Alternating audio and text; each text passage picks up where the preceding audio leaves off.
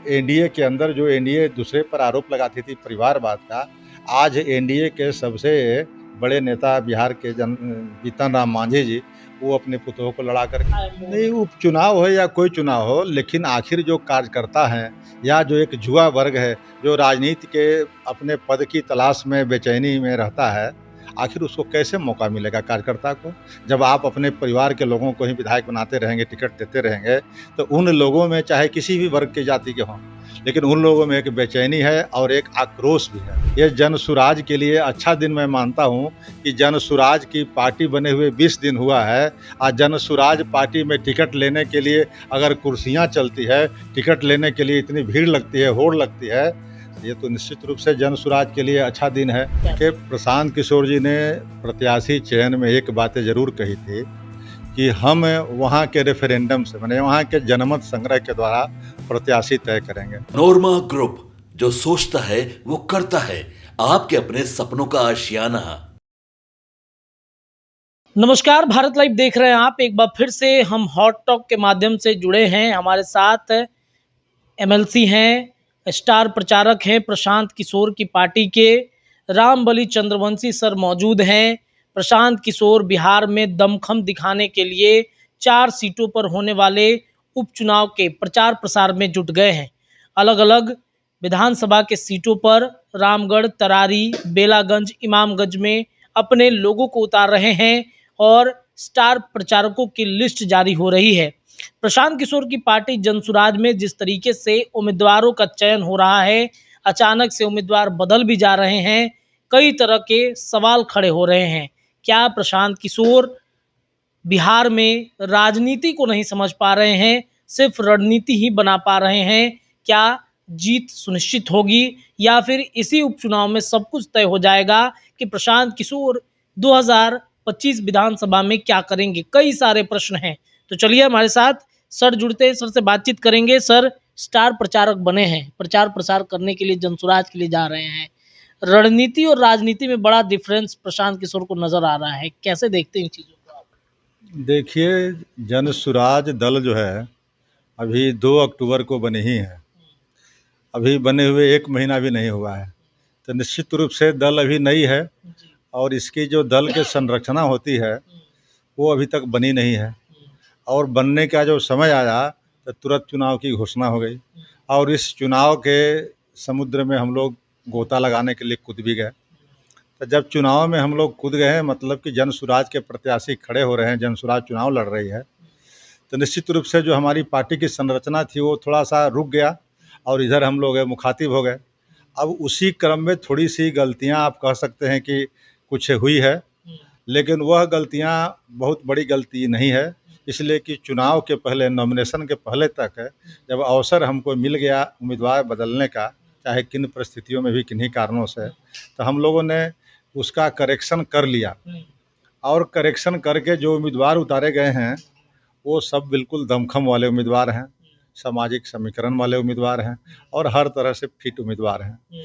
इस चुनाव का सबसे बड़ा अगर कोई मुद्दा बनेगा इस बिहार में उपचुनाव का तो वह बनेगा परिवारवाद।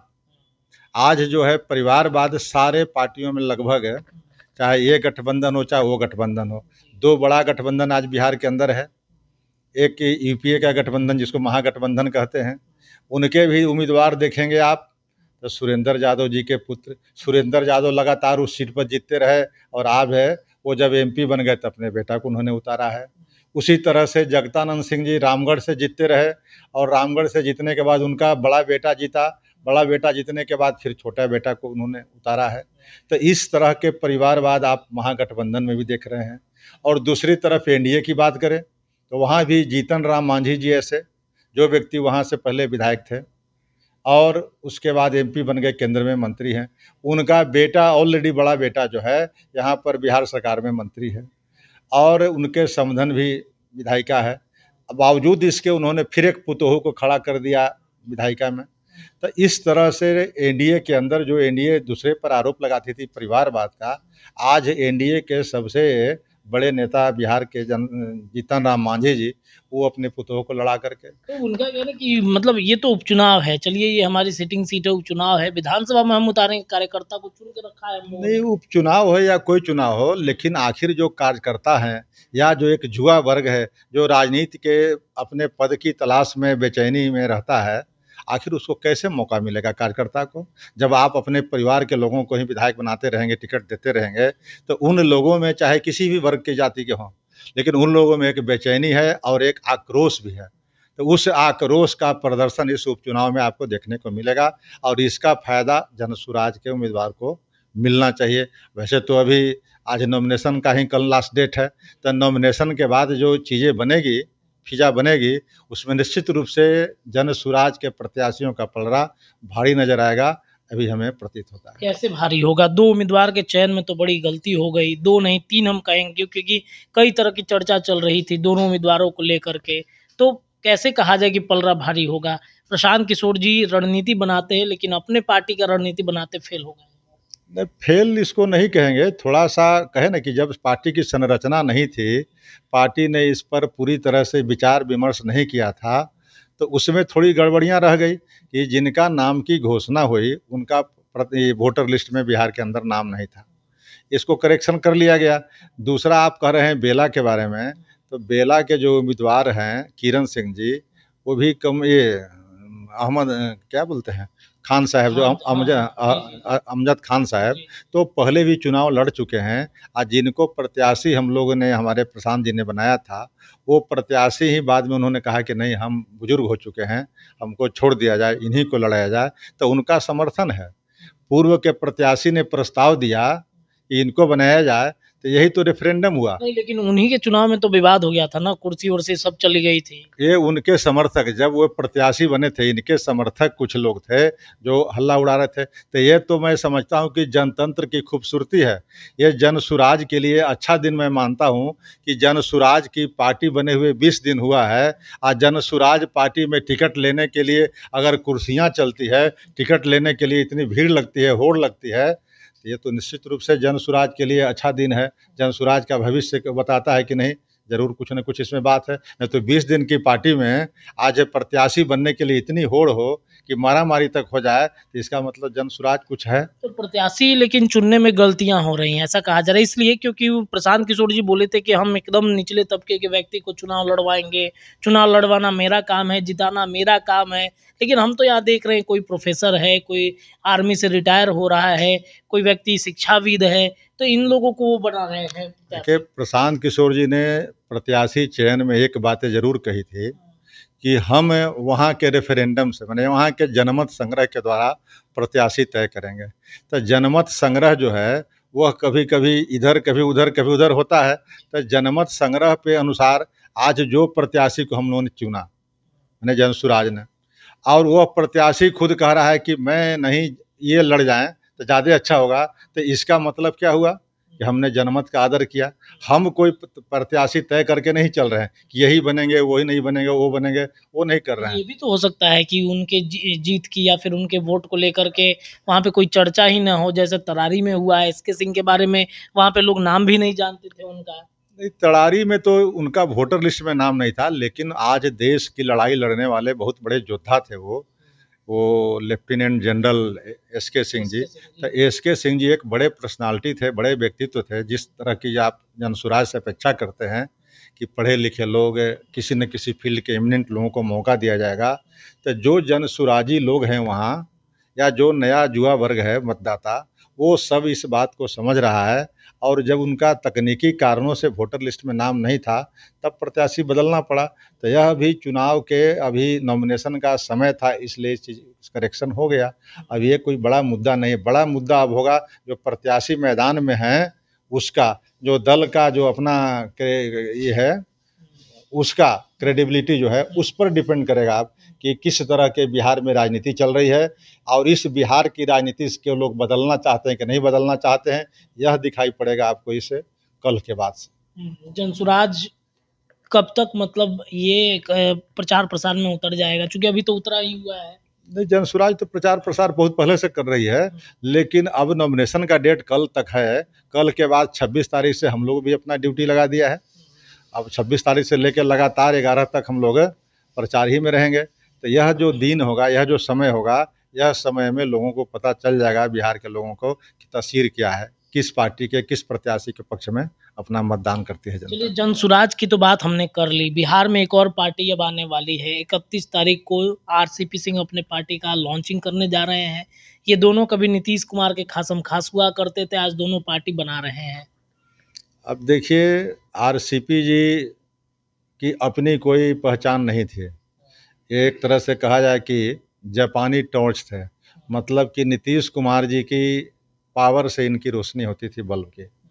और जब नीतीश कुमार जी से अलग हो गए तो बिल्कुल ख़त्म हो गए, मैंने बल्ब फ्यूज हो गया, बुझ गया। अब ये भाजपा में रहे मंत्री के रूप में, जब तक मंत्री रहे तब तक थोड़ी बहुत इनकी चर्चा होते रही। मंत्री से ख़त्म हो गए तब भारतीय जनता पार्टी ने ही इनको एकदम गुमनाम कर दिया। वहीं कोई इनका स्थान नहीं मिला, ना संगठन में मिला, ना सरकार में मिला। उसके बाद बिहार की राजनीति में आप देखें तो जब उसी जाति बिरादरी के बड़े नेता नीतीश कुमार जी हैं, और नीतीश कुमार जी के वजह से आरसीपी जी को लोग बिहार के अंदर जानता है, तो आप समझ सकते हैं कि आरसीपी जी कोई पार्टी बना ले, वह पार्टी पॉकेट का ही होगा, कागज़ पर ही होगा, वह बिहार की राजनीति को प्रभावित नहीं करेगी। आज के जो हालात हैं, अब नीतीश जी के जाने के बाद राजनीतिक में इनका समाप्ति हो जाएगी। उसके बाद आरसीपी जी के बारे में कोई अगर सोचे तो हो सकता है, मैं ये भविष्य की बात है, मैं इस पर भविष्यवाणी नहीं कर सकता। चलिए, बहुत बहुत शुक्रिया सर बातचीत करने के लिए। हमारे साथ रामबली सर थे। बातचीत हो रही थी बिहार के वर्तमान समय में होने वाले उपचुनाव को लेकर के। फिलहाल के लिए इतना ही, लेकिन देखते रहिए भारत लाइव, आपको खबरें लगातार मिलेंगी। बहुत बहुत धन्यवाद। आपके सपनों को हमने सजाया है, ई होम्स पैनोरामा को हमने बनाया है। ई होम्स मेरा एक सपना था जिस पे मैं पिछले 4 साल से काम कर रहा था। हमने जो बनाया है वो सबने है माना। ई होम्स पैनोरामा में हो आपका भी आशियाना। और फाइनली हमने 2021 में इस प्रोजेक्ट को लॉन्च किया। बहुत लोग अप्रिशिएट कर रहे हैं कि पूर्णिया जैसे शहर में, बिहार के, एक तो बिहार की बात करें उसमें भी पूर्णिया जैसे छोटे जगह में इस तरह का लाइफस्टाइल देना, ये सुन के हम लोगों को बहुत अच्छा लगता है। ई होम्स में हमने कुछ और भी किया है, जैसे हम जिस जगह में रह रहे हैं हमारे फैमिली सिक्योर हो, उनको सिक्योरिटी का ध्यान में रखा है। आपकी सुविधा और सुरक्षा आपके लिए खास है, ये आपका विश्वास है। इसमें आर्टिफिशियल इंटेलिजेंस का 7 लेयर सिक्योरिटी का हमने इस्तेमाल किया है। लस ग्रीन कैंपस को बनाया है। यदि हमारा बाउंड्री वाल है तो वो वर्टिकल गार्डन है। ये जितनी भी फैसिलिटी होता है एक इंटरनेशनल टाउनशिप में, ई होम्स है, ये हम लोग विश्वास नहीं कर पा रहे हैं। जो भी हमारे मित्र दोस्त या जो भी हमारे बाहर के बाहर आते हैं तो हम लोगों को बहुत अच्छा सुनने को मिलता है और बहुत अच्छा क्रेडिट मिल रहा है। वो सारा हमने सिर्फ एक बिल्डिंग नहीं बनाया, हमने एक बहुत अच्छा लाइफस्टाइल दिया ई होम्स में, और मेरा एक सपना था जिसको मैं आज फुलफिल होते हुए देख पा रहा हूँ। ये आपका आवास है। ई होम्स पैनोरामा में अब आपका निवास है। E homes Panorama, luxurious lifestyle redefined. Panorama group, जो सोचता है वो करता है। अगर ये वीडियो पसंद आई और वह बिहार के राजनीति और बिहारियत से सरोकार रखेनी तो सब्सक्राइब बटन दबा के चैनल के सब्सक्राइब कर ली। ओजे एगो घंटी बा, ओकरा बटन दबा देला से कुल सटीक और मारक खबर रुआ मुफ्त में मिल जाई। अगर रुआ पत्रकारिता के हमनी के नया प्रयोग में सहयोग कर चाहतानी तो ज्वाइन बटन दबा दी। पेटीएम नंबर नोट कर ली 9386 816 700। धन्यवाद।